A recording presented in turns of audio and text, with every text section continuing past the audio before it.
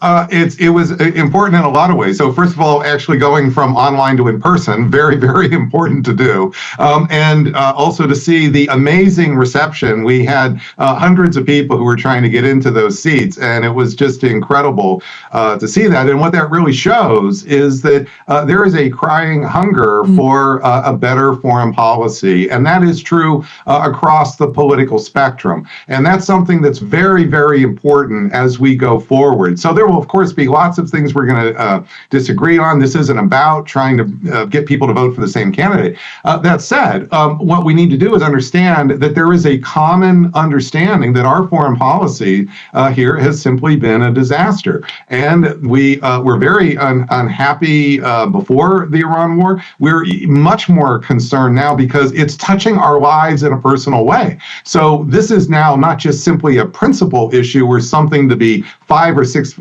issues down the totem pole. This is a front and center issue that's going to affect people's jobs, people's livelihood, what they can eat, what they cannot eat. This is really a dramatic, and it's happening because of a foreign policy decision. And that's what we really want to lean into going forward. And I hope that we'll have more events there. I'm going to have an event here in the city of Chicago, and I'm going to try to do a number of these in-person events where we bring people from across the political spectrum to talk about this need, because as we comment on all the details, and I'm sure we'll do that now, the fact of the matter is there's something bigger going on here, and that bigger we need to move into and not just assume this will all somehow magically take care of itself once we just have a new round of elections.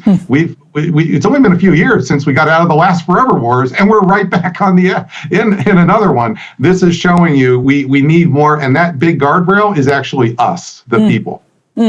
Well, let's start with this post from Monday that you made, and we can put this up on the screen. You said Trump just made a major concession on the nuclear issue, words that move closer to Iran's position. Good for a deal. You were referring to this post on Truth Social where Trump said the enriched uranium nuclear dust will either be immediately turned over to the United States to be brought home and destroyed, or preferably in conjunction and coordination with the Islamic Republic of Iran, destroyed in place or at another acceptable location with the Atomic Energy Commission or its equivalent being witness to this process event. And you said, but the U.S. military just attacked missile sites in Iran, daring the IRGC to respond. Bad for a deal. With this chaos, why should Iran believe Trump's promises? And obviously, we are still potentially waiting on a response from the IRGC. So as things stand right now, Professor Pape, help us to understand why. I mean, if you're Iran and you're looking at this, you're looking at Trump conceding on the nuclear issue, then attacking missile sites in Iran. To them, do you think this all just seems totally fake and like posturing? I think that it seems totally chaotic if you're looking at this from Iran's perspective. And what you see if you're in Iran's shoes is that President Trump is trying to essentially communicate with all these different audiences, including Iran, here, and doing it on Truth Social, and then, of course, with bombing, which is also communication. And these are not adding up in a way that is producing anything like stability here. So we need to understand that this is a situation where Iran is in the driver's seat. So this is chaos by Trump in a situation where it's the United States that has suffered a major strategic defeat in this war. And that is something that not just Iran believes, but other leaders believe. You see that President Trump himself is making concessions to Iran's position. So President Trump may not say it, but he understands that he's got to move to Iran's position. But at the same time, he is seeing that if he owns the L, Crystal, and you heard this on Friday night, that the big problem with the escalation trap is that as President Trump gets closer to owning the loss, then that puts enormous political pressure on him because it causes him to lose the current support he has, or at least whittle it down further. So if you say he's got a solid lock on 33% of the country, and you see that in the primaries, that can actually be whittled down because that 30 to 33% believes he's a winner. And if he goes to being a loser, then that is going to be a further drift down. And I think that's what you're seeing with President Trump. He knows he's in a losing position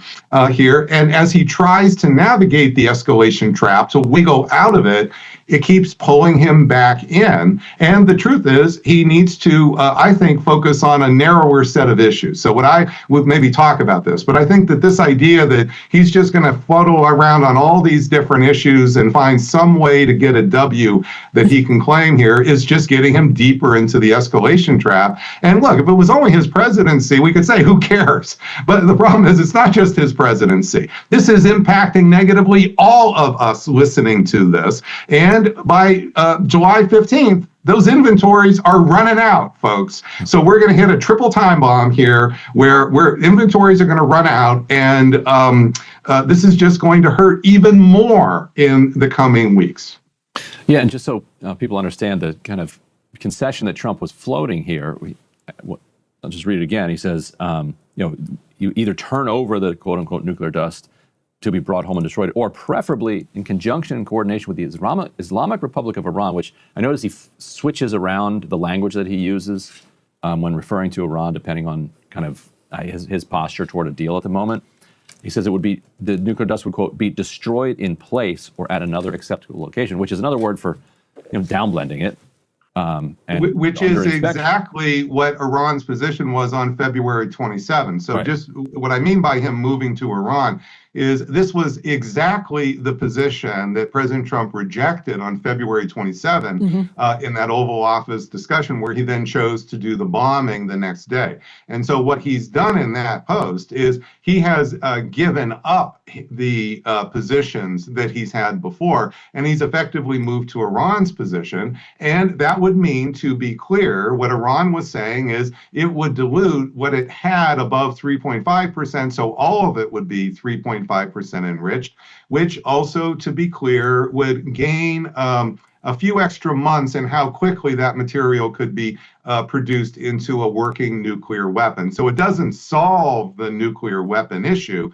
It is a way, this is why Iran wants that enriched uranium capability and keep 3.5%, because that would allow it within about a year or so to then fashion somewhere between 10, 15 nuclear weapons at the current amount of material here. And that would mean it would rise to become the fourth center of world power as the oil hegemon in the Persian Gulf. So Trump was moving to that position. I've called that stage 4, the escalation trap. And then the problem is, of course, as soon as he announced it here, then he's being attacked here politically. And these are people who are his supporters. So they are telling him, if you own the L, which is what he was saying he was going to do, then you're going to lose that next level of support.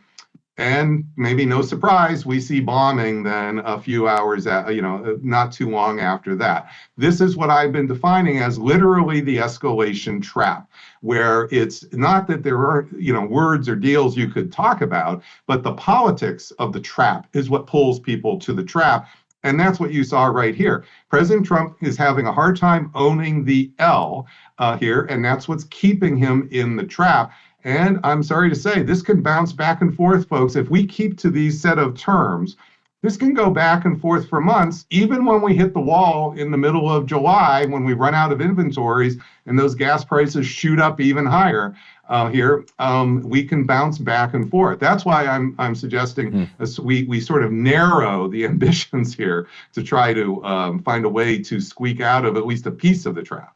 Well, right now, as we're awaiting the IRGC's potential response to what the United States is calling these defensive strikes in the Strait of Hormuz, I wanted to get your take on, Professor Pape, your take on what we could expect to see from the IRGC on a kind of technical level. What response is possible, just as we also then try to expect what we see in response to that response from the United States. Now, President Trump has said the Navy has been destroyed.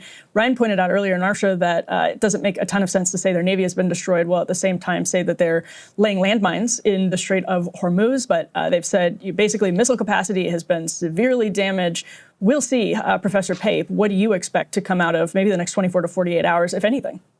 Well, I think that first of all, we need to see that there is a small possibility that Iran may decide to not give up a chance to react at all, but to do it in a more modest way. I don't think that's likely, but I don't think it's really quite off the table here because, after all, Iran was moving Trump toward their position. So I think Iran probably saw that tweet where Trump is giving up the resistance to their February 27 position. And they're saying, actually, President Trump is trying to surrender on their terms. So I think that this is something to not dismiss. That said, I think that what Iran has established since February 28 is that there would be some kind of a quid pro quo. And often, though, it's not directly a quid pro quo the way we might understand it. So remember, the attack against the UAE oil facility was a way that Iran thought about. And it wasn't a direct attack. It was sort of a near miss. It was kind of a brushback pitch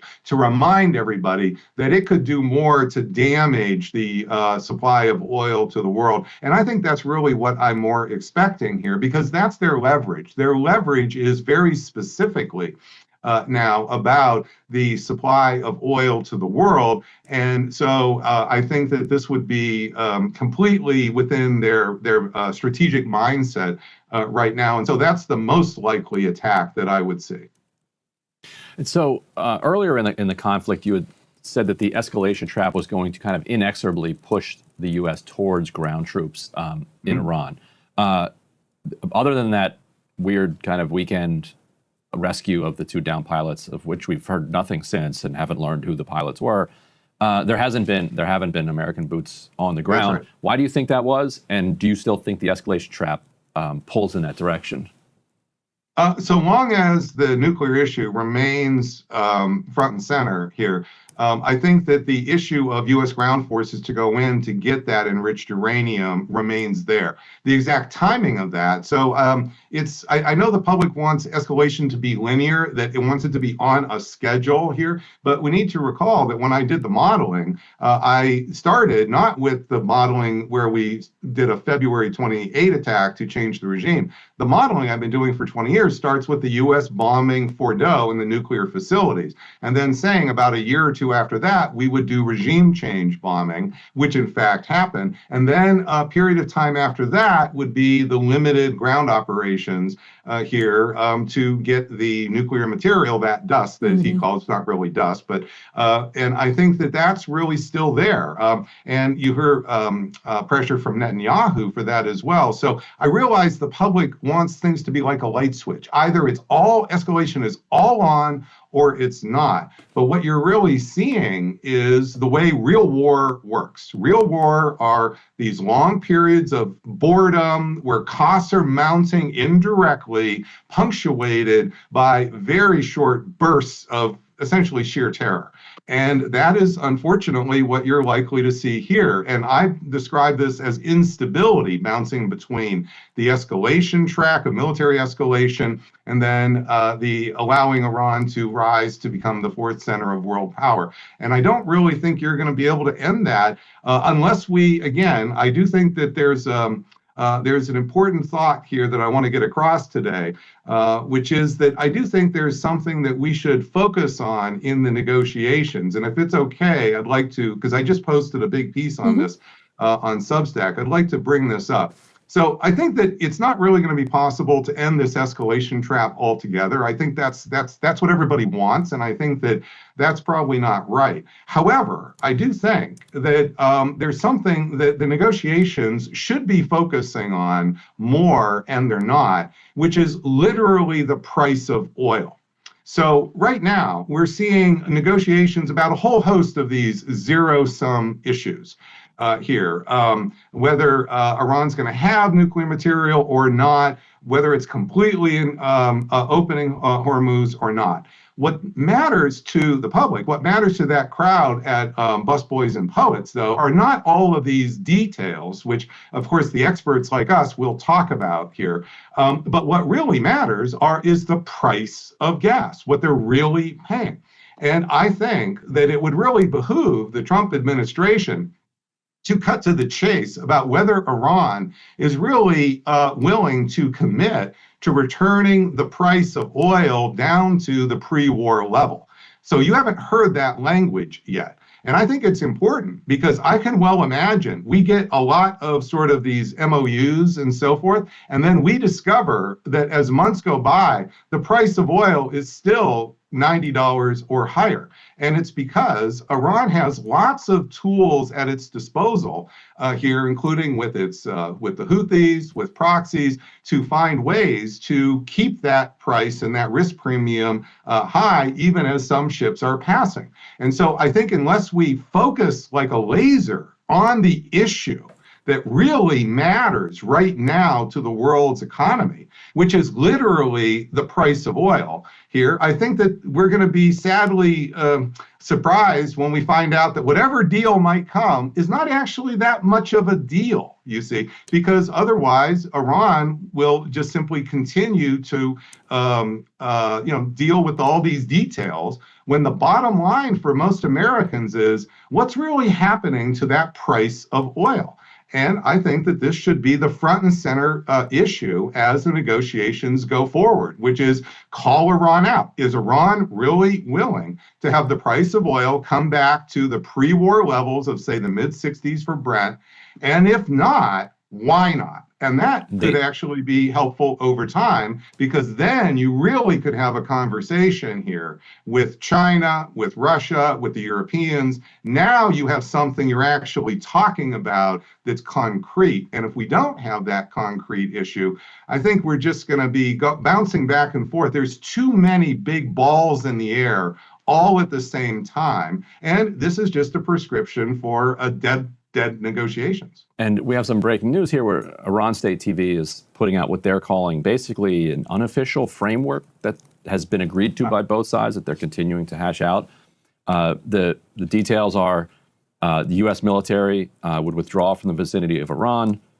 U.S. Navy lifts its blockade of the Strait of Hormuz. Iran commits to restore the number of commercial transit ships through the strait to pre-war levels within 1 month. Though it doesn't say anything about whether or not they'll be charging or tolling or what. The Iranian state media says military vessels are not included in this draft agreement. The managing of the ship traffic would be handled in cooperation with Oman. Oman just today announced a lot of new kind of trade and financial agreements with Iran, kind of preparing for a post-U.S. world. So that fits with the idea that they would maybe continue charging tolls. And then number 6, if a final deal is reached within 60 days, that would involve the nuclear dust and the other stuff, the agreement would be approved in the form of a binding UN Security Council resolution. So that's what the Iran State TV is putting. That's right. So that was in line with, on Saturday, I posted, that was coming out from Iran's media, actually. So I posted this on X. That's roughly the same. And that's what I meant, that those have always been Iran's terms. This is similar to what Jeremy Scahill reported Friday night.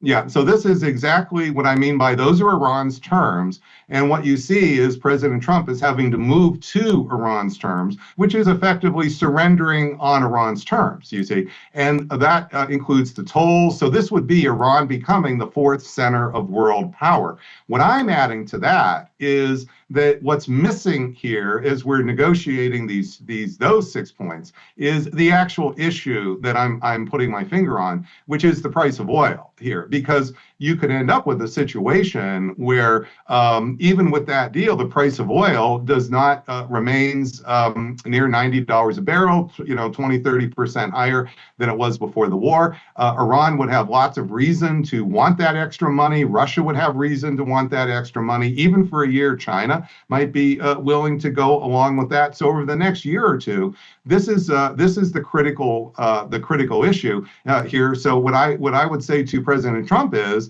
that you could agree to all of those 6 points, but then I would point out that the real thing that needs to be focused on is getting the price of oil back to close to the pre-war levels, and as a commitment by Iran. So if for some unknown reason price of oil fluctuates, Houthis, for instance, decide to attack a pipeline, there will be an agreement that Iran will already understand it has to make adjustments, allow Saudi Arabia, the UAE, to ship even more ships through the Persian Gulf than before the war, where the key goal is not exact number of ships. The key goal is the price of oil. Right.